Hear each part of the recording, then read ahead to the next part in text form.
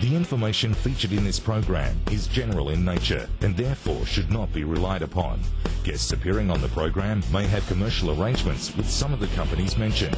Before making any investment, insurance or financial planning decisions, you should consult a licensed professional who can advise whether your decision is appropriate for you.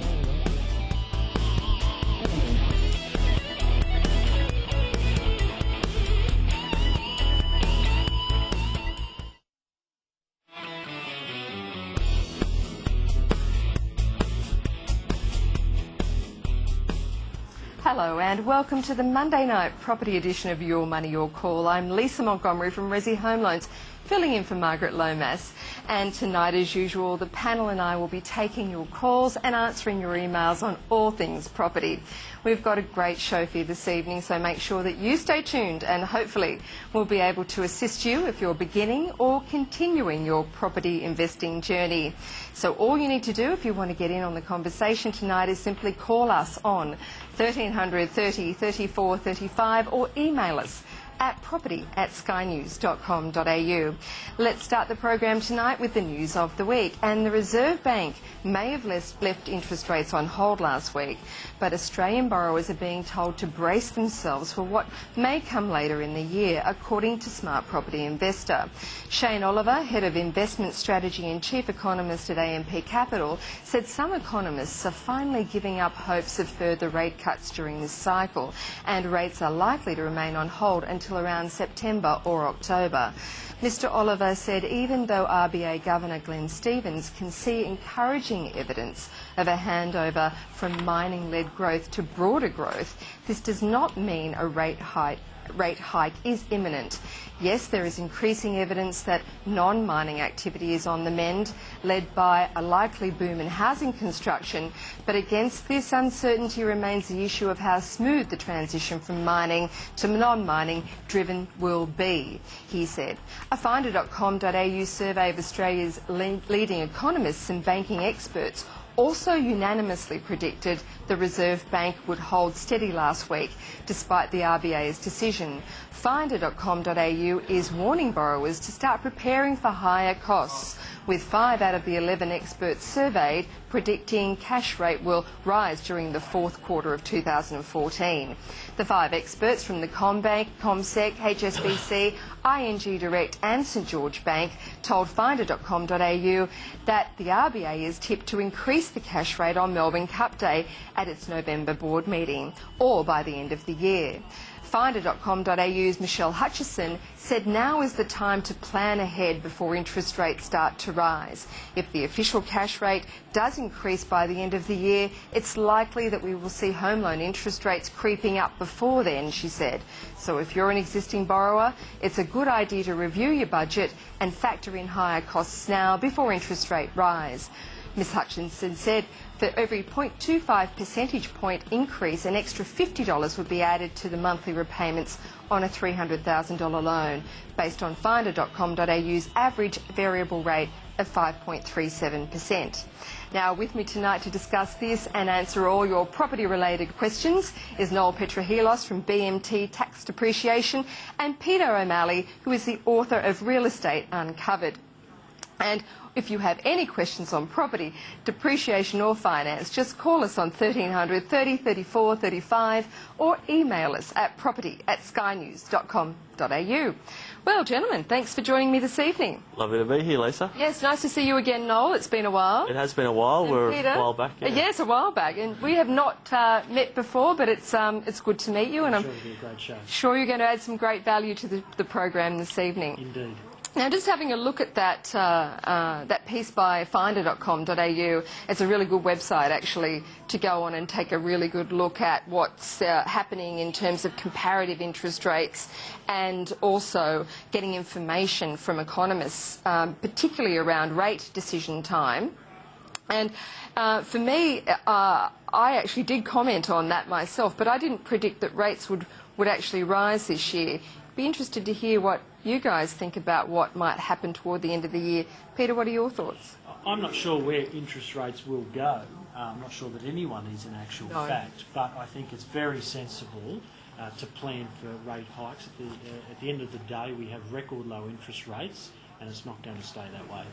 Yes, I agree. What do you think, Noel? You've always got an opinion on rates. I do, but I've never been one to fix rates myself. But it's interesting when you see, you've got to listen to the experts, of course, but when you see these experts planning this far ahead, sometimes I think it's a little bit too presumptuous. Yes, I think so too. There's a lot of data that the RBA has to consider, and I think it's a little bit too early to predict what's going to happen toward the end of the year, but particularly when we don't know what's going to happen with unemployment in other areas of the economy, and also the situation that other countries find themselves in, and also how that influences our economic platform as well. Yeah, so much can happen between now and November, that's for sure.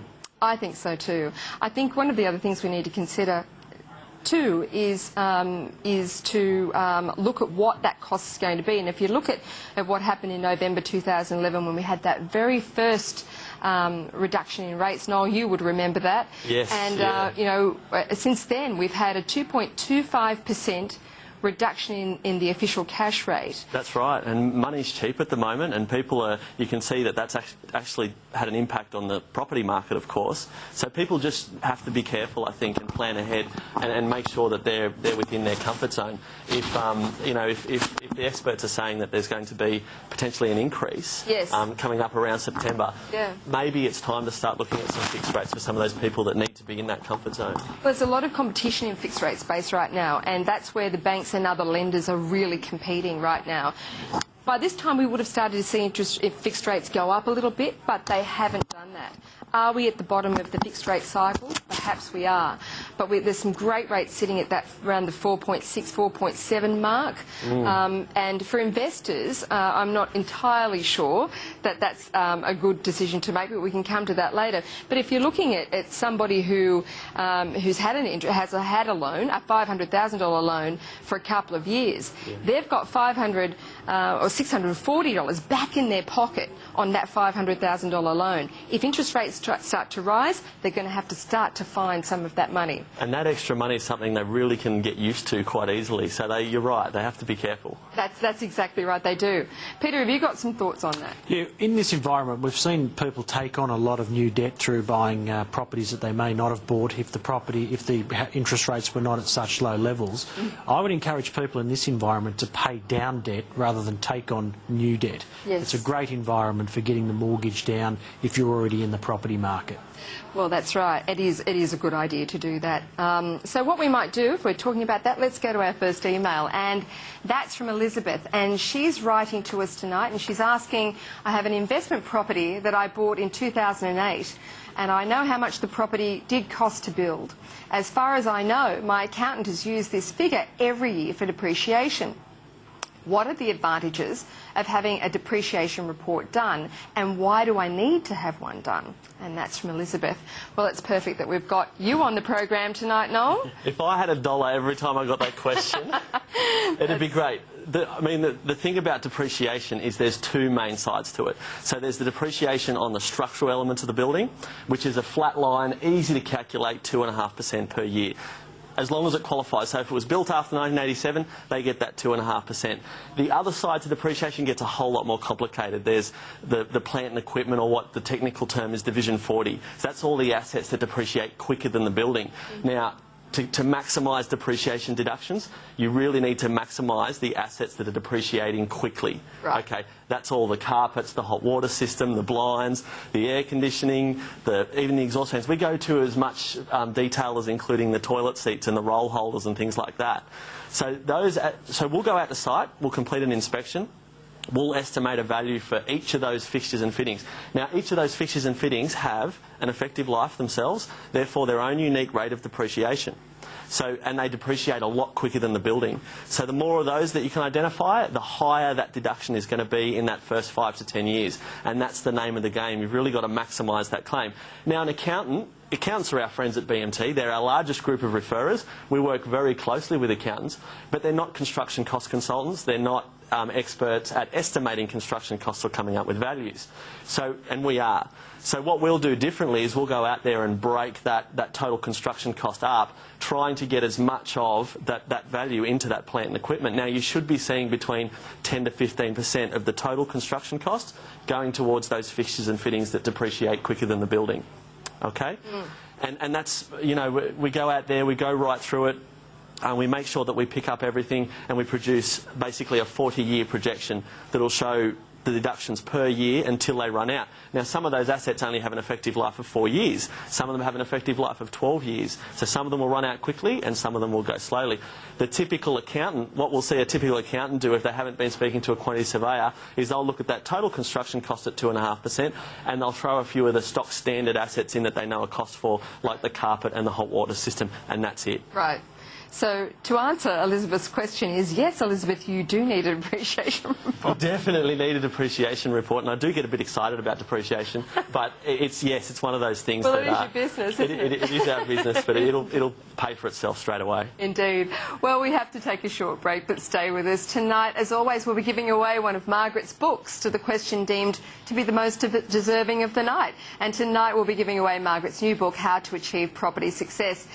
In this book, Margaret takes the very best from her first 3 books with updated information and new content, resulting in a one-stop shop for property investors. And if you would like to get your hands on this free copy, all you need to do is call us on 1300 30 34 35 or email us at property@skynews.com.au with your question. But make sure you stay watching until the end of the show to see if you're the lucky winner. We're off to that break. We'll be right back.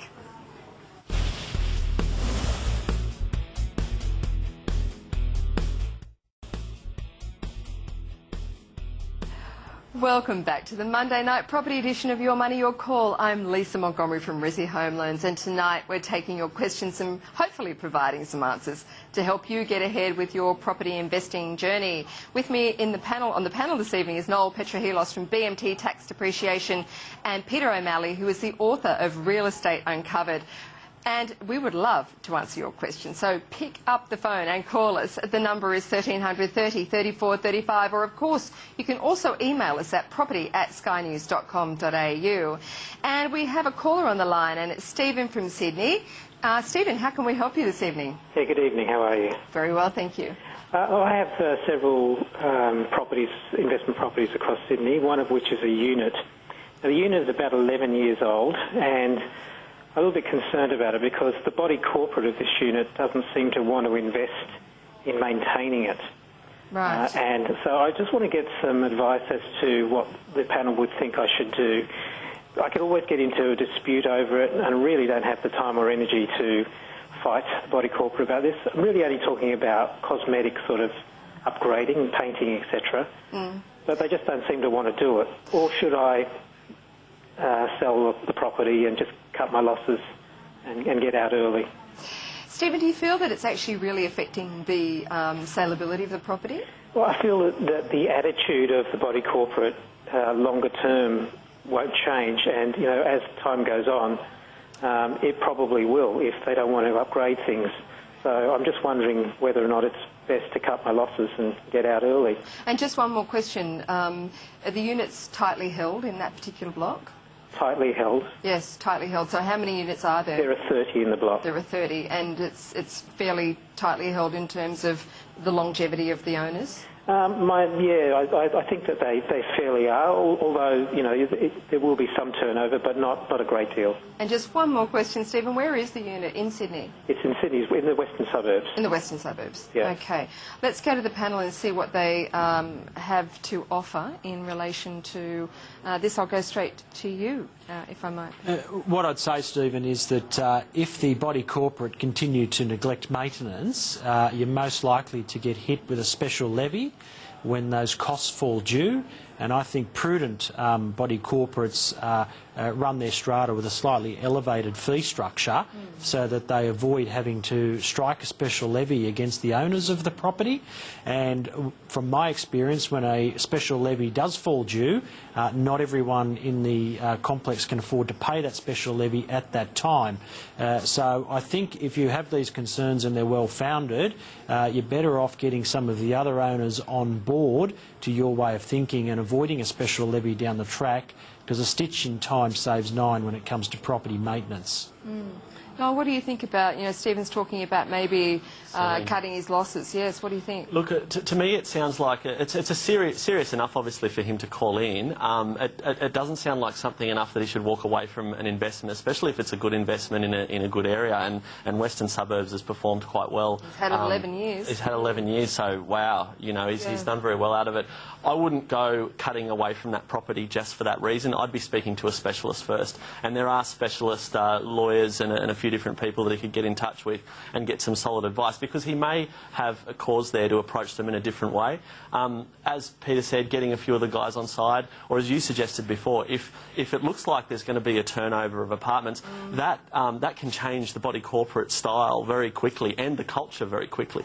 Yeah. And so I'd probably wait a little bit of time, get some advice, and just plan a little bit, try and be strategic about it and see how he goes. Rather than a knee-jerk reaction is what you're saying. Yeah, look, selling and getting out of there is going to be expensive as well. Yeah. He's probably going to be hit with some capital gains tax and any kind of transaction costs that go along with that.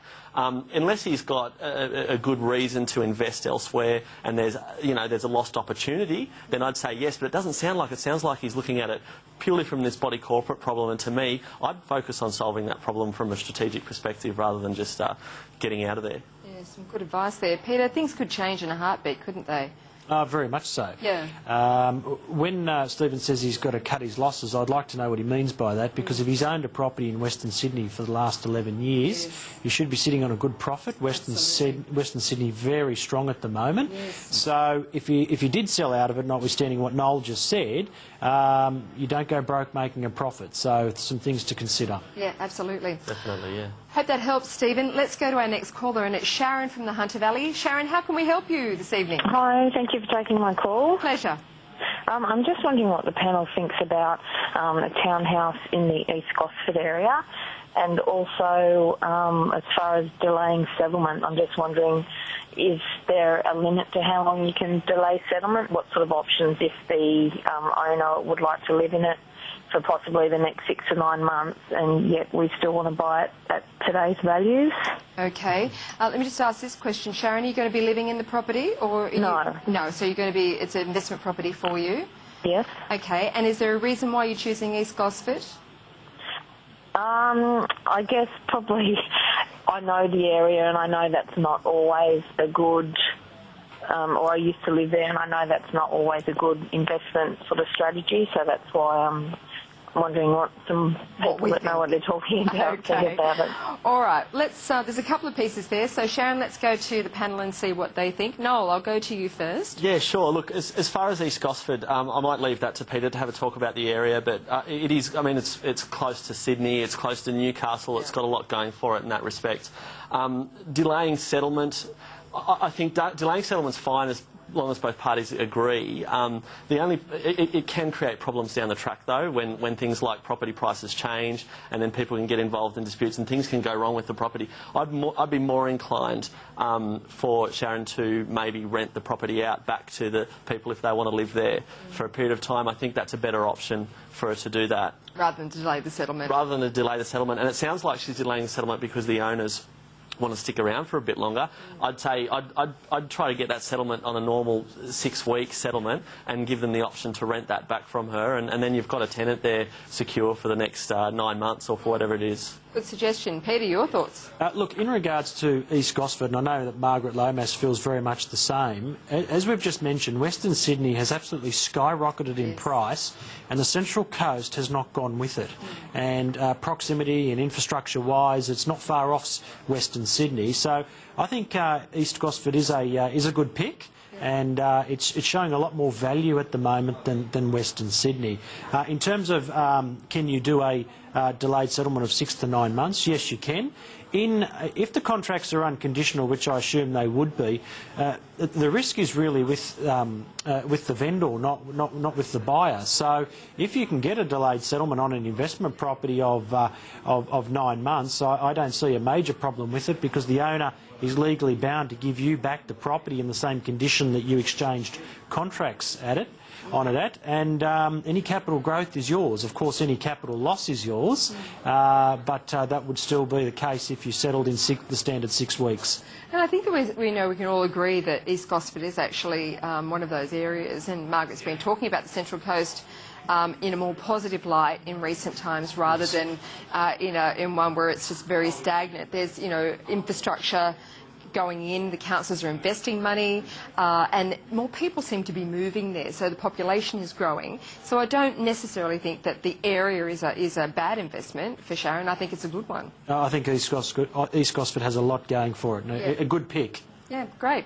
Hope that helps, Sharon. Well, there's still plenty of time left, and if you have a question for anyone on the panel this evening, all you need to do is to call us on 1300 30 34 35 or email us at property@skynews.com.au. We're off for a break. Don't go away. We'll be right back.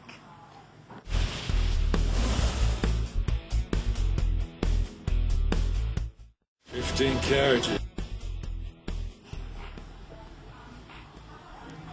Thanks for staying with us. You're watching the Monday night property edition of Your Money, Your Call. I'm Lisa Montgomery, and we've been getting through some great questions tonight and hopefully offering a few insights into how you can become a more informed property purchaser, seller or investor. If you call or email tonight, you'll be speaking with Mr. Noel Petrohelos from BMT Tax Depreciation and Mr. Peter O'Malley, who is the author of Real Estate Uncovered. So all you need to do is pick up the phone and call 1300 30 34 35 or email us at property@skynews.com.au. And don't forget, you also have a chance to win a copy of Margaret's latest book if you do so.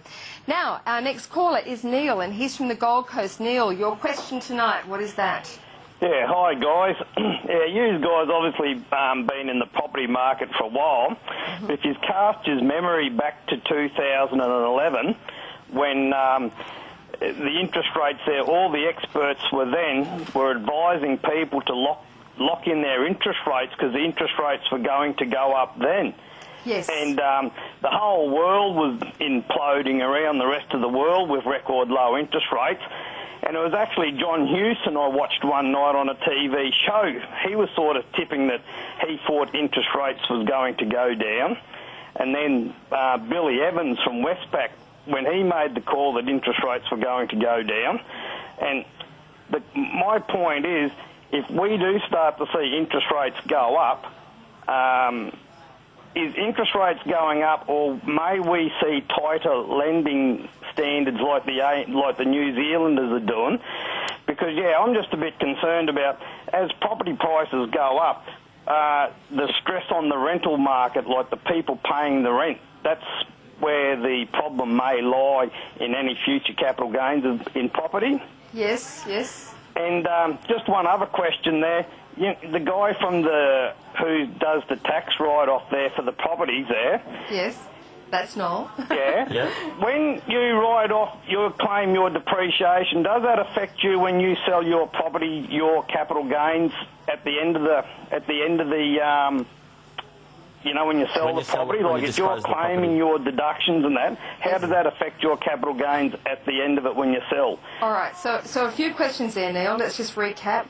Will we see higher interest rates, or will we see tighter lending criteria? And you do want to know what happens at the end when you sell the property in regards to depreciation, right? Yes. Yeah, well, a lot of people always say, like they claim off. I have a few rental properties, and it's only the brand new ones that I've just built that I do claim that I'm starting to depreciate. Right, okay. Because of the reason being, like, if you depreciate the property down, will you have a bigger capital gains tax problem at the end of it? Look, I've only got a minute to answer your question, Neil, so leave it with me and I'll go straight to the panel. So I'm going to quickly answer the interest rate part of this question, and that is that yes, we'll see higher interest rates, potentially. I don't think we're going to see stricter lending criteria in relation to what we're seeing, the macro-prudential things that have been put in New Zealand. I don't think we're going to see that. Noel, quickly, answer the question. It is a complicated scenario, but the thing that you're missing is the 50% capital gains tax exemption that you get if you've held the property for longer than 12 months. So you're claiming depreciation at your full marginal rate and it's been clawed back at half your marginal rate. You're far better off claiming the depreciation deductions at the front end. It's money, it's opportunity money for you to pay off your loan, for you to invest that money. You get that clawed back at 50%. and usually it's only the Division 43 side of things, so the building write-off. Right, so hopefully that's helped. Well, the questions and the conversation have been great so far this evening, and there's still time for you to join in, so send us a question at property@skynews.com.au or call us on 1300 30 34 35. It's time for another short break. We'll be back in just a moment.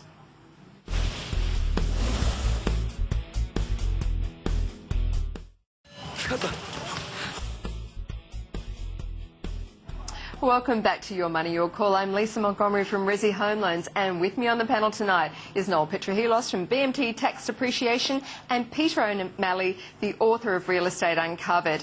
There is still some time left for you to call and ask any question about property, finance or depreciation, and you can do that by dialing 1300 30 34 35 or email us at property@skynews.com.au. Now, before we go to our next email, I just want to tell you our Sydney viewers about an upcoming seminar featuring some of the Your Money, Your Call regulars. The seminar will be held at the Sydney Masonic Centre in Goulburn Street in Sydney on the evening of May the 7th. The speakers will include Rich Harvey from Property Buyer, Ian Rodriguez from Bishop Collins Accountants, and of course my good self. It will cover off property market trends and property strategies that will work in today's market, including purchasing property in your self-managed super fund and how to structure that. This seminar is for those seasoned investors looking to build a portfolio with the help of quality, unbiased information. Now, tickets are available in the link on your screen or by calling 1300 655 615. It's not to be missed, so we hope to see you there. Now we're going to go straight to an email, and this email is from Grant, and he is writing tonight to say, where can I find good, reliable, accurate data when researching suburbs or areas to invest in? And should I be paying for this data? I use SQM Research, Residex, realestate.com, domain.com, Profile ID, council websites and the ABS. I find that most of the data uncovered comes from the 2011 census on the ABS, but I think it's getting a bit old now. Note, I don't pay for any of this information, and it's from Grant. So, this is an interesting question because we get asked this quite a bit on the program. Peter, I'm going to come to you because you've obviously written this great book about real estate being uncovered. So let's... Look, there's a chapter in my book that talks about the auction clearance rate, and the auction clearance rate that's fed to consumers each week, Lisa, is it's a doctored number. Right. Essentially, it's a number that the agents want to put into the marketplace for the agent's benefit to glorify the auction system.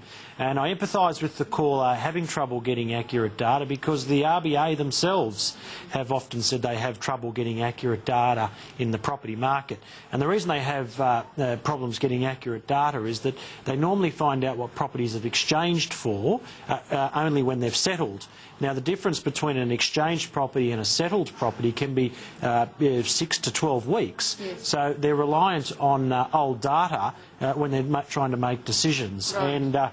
And what I would say to any consumers out there is look under the sold sections of Domain and realestate.com, and in some areas it's very common for the real estate agents to disclose the sale prices.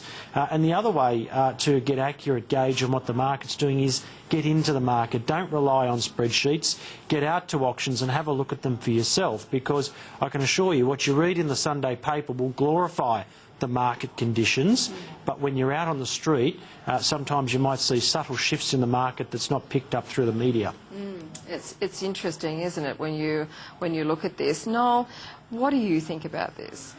Look, I agree with Peter. Get out there, and you don't want to be relying 100% on your instinct and your gut feeling, of course. You've got to look at the data, and there's a whole heap of data out there, but it is delayed, and you're looking at stuff from census, stuff from the Bureau that can be up to 5 years old, sometimes a year old, and even that's too long. Well, I just think that Grant's looking at too many places for his data. Yeah. I think he needs to look at one or two, maybe just one of these data houses, pick one, and maybe one of those might be RP Data. He hasn't mentioned RP Data there.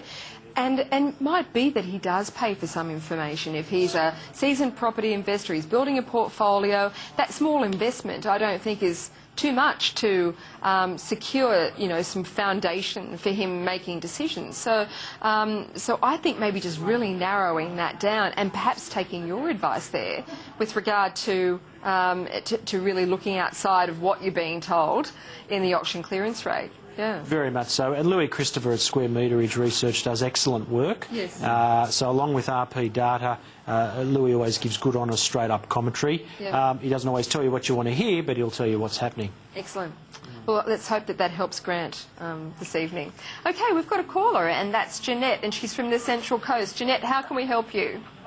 I would like to ask a question of Noel. I noticed at the beginning of the program, yes, he mentioned properties that were built before 1980 yes, being on different depreciation scheduled properties after. Yes. I've actually been looking at a property on the Central Coast that I think was probably built before 1980, and I'm just wondering what is available there to help if a depreciation schedule was done. Okay. And then this is a separate. It's a residential property with a flat as well, a couple of flats as well, are able to be rented. Then, having bought it, if it was to be bought, how would you structure the depreciation schedule for that? Okay. So we've got two questions. We've got the past, yep, and then we've got the present, how it's going to advantage me in the present. Okay? Okay, got that. Janet, are you right with that? I got all of that, Janet. Okay, Thanks for go. the question. Let's go, we're getting these long questions from the Central Coast. We are indeed. Let's go. So 1985 is the date that the building write-off allowance came in, so the structural element of the building qualifies in 1985. Right. So if buildings were built prior to that, they don't get that Division 43 or that building write-off. Right. So that's the 2.5% on the walls and the foundations and the ceiling and all of those kind of things. However, the plant and equipment, all the carpets, the light fittings, the blinds, all of those assets can be valued, taking into consideration the purchase price and started from the individual settlement date. Right. We do about 40% of our properties were built prior to the 80s that we do depreciation schedules, and we still get in the thousands of dollars worth of deductions just on that plant and equipment. And also the kitchen, it's not that old usually, the bathroom's not that old usually, so we'll do searches and we'll look at the property and we'll have a look at the renovations and include those as well. Now, even if those renovations were completed by a previous owner, the current owner can still be claiming the building write-off on those renovations. All right, okay. Now, with regards to the flats Yes. out the back, Yes. there's two ways we can do it. We can do separate depreciation schedules, and it really does depend on the ownership structure, or we can do one depreciation schedule on the whole thing, and as long as it's not going to be split up later, that's fine. The problem comes sometimes when either it's going to be subdivided, or they might be looking at doing some kind of strata situation and sell off part of it. Then you really need to do a different depreciation schedule on the house and a different one on the flat. Mm-hmm. But if that's not the case, you can do one depreciation schedule. Starting from the individual settlement date, it'll include the house and the flats out the back as well. Right, okay. Yeah. Well, I'm glad you're here tonight, Noel, because I don't think I could have actually answered that. Peter, did you want to add anything, or do you think Noel's covered it? I'd hire Noel. I think so. I think I would too. Well, there's still time for you to ask your question. We have some great calls this evening, and perhaps you could win a copy of Margaret's latest book. So if you would like to join in on the conversation, pick up the phone and call us on 1300 30 34 35, or send us a question at property@skynews.com.au. It's a time for another short break. We'll be back in just a moment.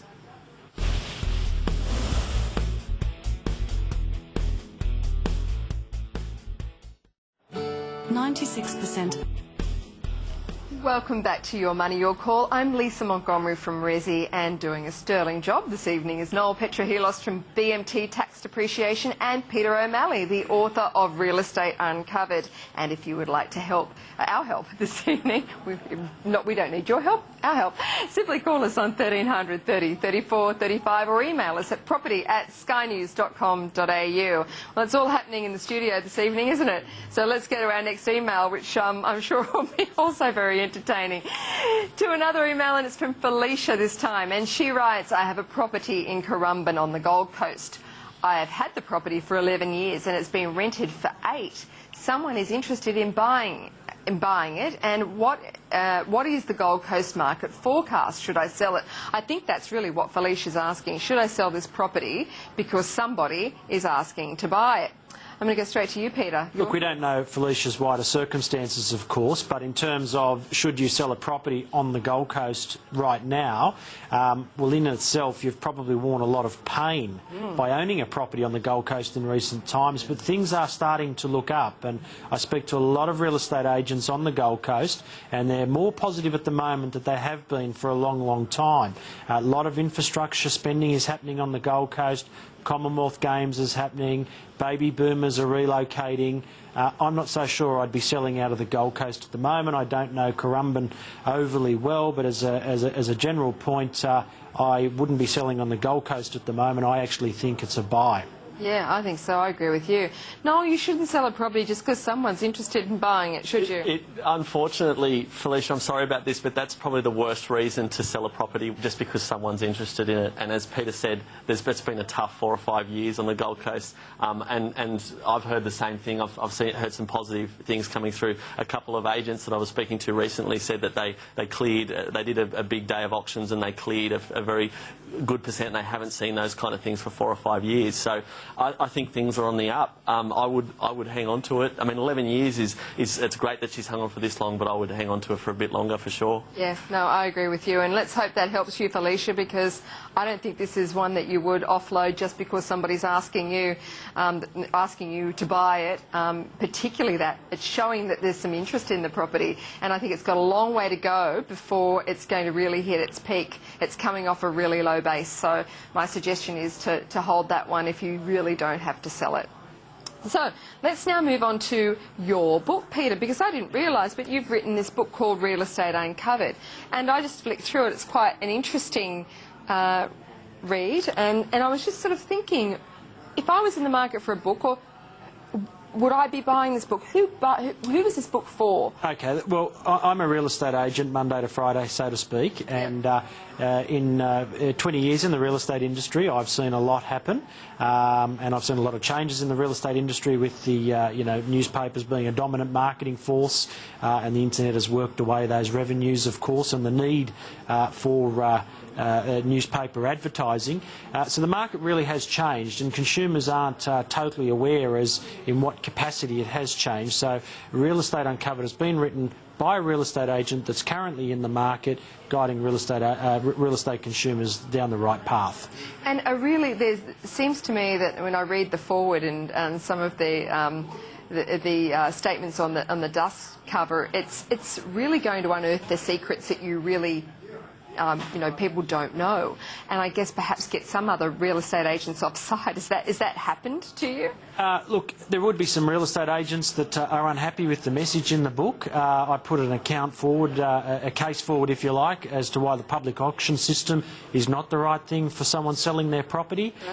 It's not a total and outright attack on real estate agents, because there are many good people in the industry, but quite often the consumer who is dealing with their primary asset is highly emotional and can't really judge who the good guys are and who the sharks in the pool are, and Real Estate Uncovered will help them work out who's who. I think the auction process for so many people is just really, it's one of those ones scary, it's scary, isn't it, Noel? Yeah. And as you say, it is emotional. And I think that, selling it as a private treaty is a much more relaxed way to sell a property and more considered. Would you agree? Well, what I say about the public auction system is that the owner loses control of their property. They're a spectator at the sale of their primary asset, and if the auction goes well, so be it. But if it goes bad, it can go terribly bad. It can create what I call a digital footprint on the property, where it's damaged goods in the eyes of the market, and it can be very, very hard to rescue your position from there. So there's not enough time tonight to talk about entirely why the public auction system is not the right thing for a home seller, but I'm sure that you will have your eyes opened if a consumer does get the book and read the section on auctions. Well, I'm sure it's an interesting read. So thank you for bringing it on the show this evening. Look, we're going to answer another email, and it comes from Drew. And if you do not have faith in your current property manager, he's asking, if you don't have faith in your current property manager, are you able to make contact with the tenant directly regarding any issues with your property? I don't want to know every single issue that goes on with the house, but have one particular issue in mind. We have an outside leaking roof issue, and I feel that it's not being given the appropriate attention. Please note, we are currently looking at other property managers in the area, as we clearly are not happy with the current one that we've got. It's very frustrating as the property is on the other side of the country. And it's from Drew. Noel, what are your thoughts? This is a really tricky one. Look, there are some fantastic property managers out there that do a great job. So if you're getting this kind of treatment from your property manager, I would say first thing, start looking. It looks like he already has. Can he go and speak to the tenant? Sure, he can. I've done that before myself, but it's ended up, I didn't like the result, because then I ended up being called by my tenant over and over again. It was really hard to break that. Actually ended up, when that tenant left and I got a new tenant, I thought to myself, I'm never going to go and interrupt what my property manager's doing. Because I get busy and my property manager needs to do a good job. So I'm happy to leave it in their capable hands, but you do need a good property manager. Yeah, once you get that personal relationship with the property manager, Peter, it's hard to unravel that, isn't it? With the tenant, if you're dealing directly with the tenant. Yeah, if you're dealing directly with the tenant once, you'll be dealing directly with the tenant forevermore. That would be my advice. So it sounds like we need a new property manager here. I think so too. And how much notice do you need to give your existing property manager, Peter, if you... Well, this is why you need to be very careful in what you sign up front with the first and every subsequent agent, because it all comes down to what's in the original agreement. Right. And that period can be anywhere from 7 days notice up to 90 days notice. Right. And if you're unhappy with your property manager and you're locked in for another 90 days, that's a very painful 90 days. So when you're signing these managing agency agreements, you need to scrutinise that point. Yeah. Noel, anything extra to add to... Just make sure you negotiate. Everything's negotiable in that situation. So sit down and think about what can go wrong and say, look, I want to reduce the notice days, I want this, I want my commission reduced, I want that change. And look, they might tell you to go jump, but if you want that property manager and they want you, you can sit down and talk about it. Don't ask, don't get, isn't That's right. It happens. Well, it's time for another short break, but there's still time for you to ask your questions, so please join in on the conversation by calling us on 1300 30 34 35 or send us an email at property@skynews.com.au. We'll be right back.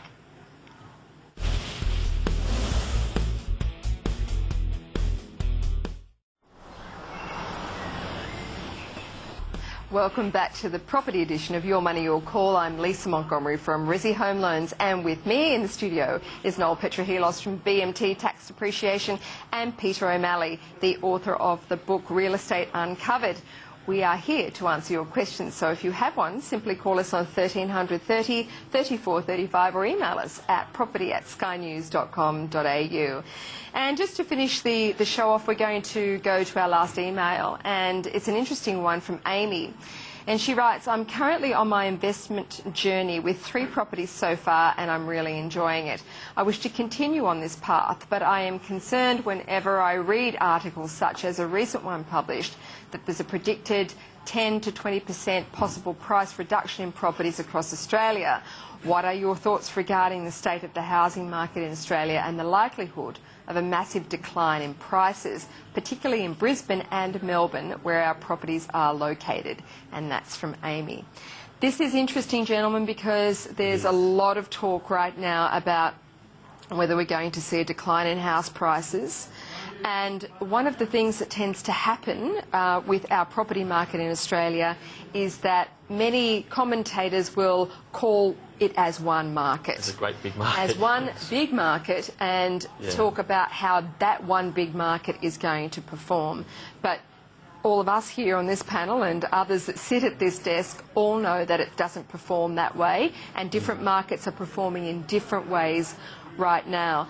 Peter, let's just talk about Sydney to begin with, and let's just talk about that question that Amy's asking, because should she be worried about a 10 to 20% decrease? Every day people ask us as estate agents, is it a property bubble?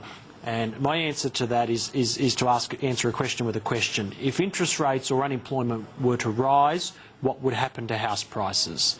And universally people say, well, house prices would go down. And we've got record low interest rates and very low unemployment, not record low unemployment, but very low. So if either of those stories change, or should they change, then you'll see that impact on house prices. I think Sydney was coming off a very low base in 2012. Absolutely. We cannot overlook that fact, is that it was showing a lot of value at that point, where I don't see Sydney as showing much value at the moment. There is value in markets out there, but I don't think it is Sydney. If Sydney continues to experience price growth, it's setting itself up for a correction in the order of 10 to 20%. Yes, yes, I agree. Noel? The problem with Sydney is that it gets a lot of PR, and that creates its own problem, because people start looking at that PR and saying, oh, well, that's going to affect me in Melbourne, and that's going to affect me in Brisbane, and that's going to affect me in Tamworth and wherever else. There's no big property market, as we all know. There are markets within markets within markets, and even when you're looking at Sydney itself, it has particular suburbs that do quite well and particular suburbs that don't do as well. So you just need to keep that in mind. I've seen this kind of talk about Australia having a correction for a long time now, and I don't think it's something to worry about. No, I agree. I don't think it is either. And I guess one thing that we need to close with is to watch the individual markets within markets. Yes. Brisbane is slated for some growth. Melbourne in the CBD, and we don't know where these properties are, has a lot of oversupply. But not all of Melbourne is oversupplied. So it's really looking at those markets within markets and how they're performing. Well, that's all we have time for this evening, which brings us to the winner of Margaret's latest book, How to Achieve Property Success, and that person is Sharon, who was looking to purchase the townhouse in East Gosford. Sharon, all you have to do is email me at asklisa@resi.com.au. That's asklisa, all one word, at resi.com.au, and we'll arrange for that book to be sent to you. Thank you so much for joining us, and thanks also to my wonderful guests, Noel Petrohelos from BMT, and Peter O'Malley, who is the author of Real Estate Uncovered. For our Sydney viewers, don't forget our upcoming property investment seminar featuring the Your Money, Your Call property regulars. You can get your tickets by calling 1300 655 615. Margaret will be back in the chair next week, so make sure you tune in. I'm Lisa Montgomery from Resi Home Loans. Please enjoy your week. The information featured in this program is general in nature and therefore should not be relied upon. Guests appearing on the program may have commercial arrangements with some of the companies mentioned. Before making any investment, insurance or financial planning decisions, you should consult a licensed professional who can advise whether your decision is appropriate for you.